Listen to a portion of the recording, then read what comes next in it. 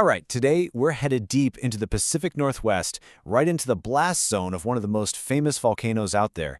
We're on the trail of a pretty unique creature, one you don't find by its tracks, but by its sound. A distorted bass line echoing out of a volcano? What in the world is that all about? Well, that's our starting point.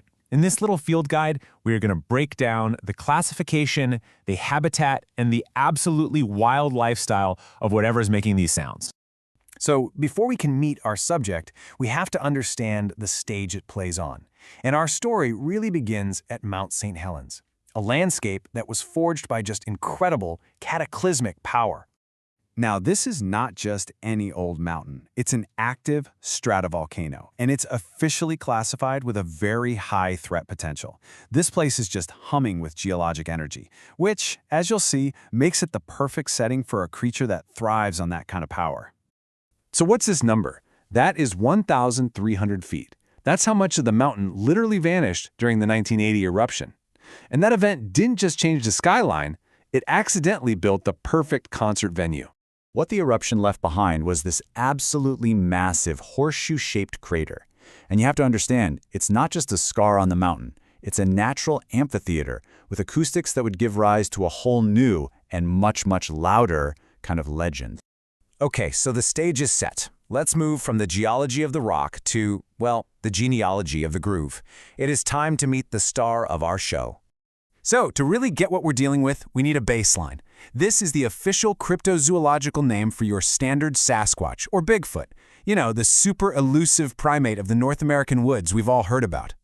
But here is where our guide takes a sharp left turn. While the common Sasquatch is all about being sneaky and hard to find, this subspecies is the total opposite. It doesn't hide. No, it commands the landscape with pure sound. And here it is, the formal designation. Anthropoidipes ameriborialis saxum. That saxum is a little nod to its rock and roll soul. But you and I, we can just call it by its much cooler name, the shred squatch. You know, every great performer needs a great venue.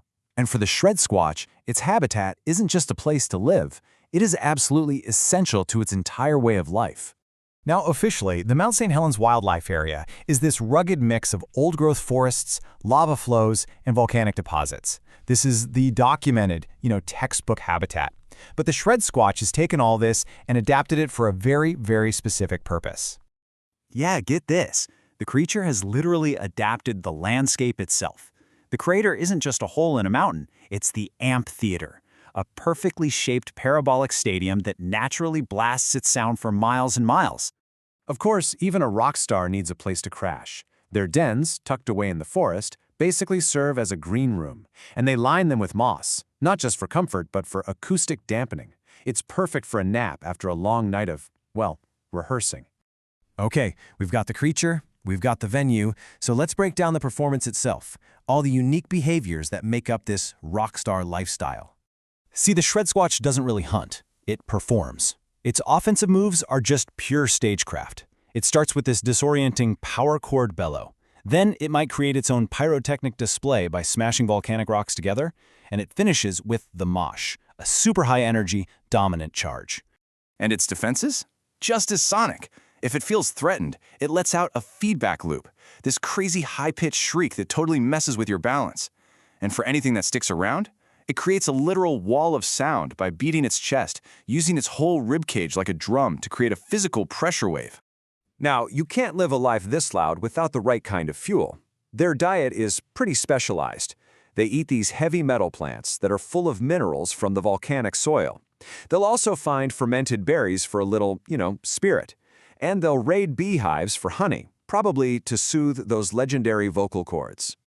Even their reproductive cycle follows the whole rock star theme. Mating rights are decided by a battle of the bands. Males have these intense drum-offs on hollow logs to prove who's best. Then, after a 9-month gestation period, or studio time, the little ones, called roadies, are born. Okay, now for what might be the most crucial part of this whole guide. If you are ever lucky, or maybe unlucky enough to find yourself at one of these concerts, you need to know the right etiquette to survive. Field reports suggest that its demeanor is actually a lot like a bear's. It often seems kind of aloof, almost too cool to care, And that comparison is really the key to knowing how to handle an encounter. The rules are basically adapted right from bear safety guides. You gotta stay calm, do not run, give it tons of space, and this is the big one, never act like a groupie. No screaming, no rushing the stage. Instead, talk in a low, calm, kinda late-night radio DJ voice. Just show them you're not a threat. So let's just hammer this home. No sudden moves. Back away nice and slow and avoid direct eye contact. Look, you're not a heckler, you are not part of the show. You are just an audience member who wandered backstage by mistake. And that kind of leaves us with one final thought. The next time you're out there, deep in the wilderness, and you feel this low rumble that just vibrates up through your boots, you're going to have to ask yourself, is that just the wind, or is that a sound check?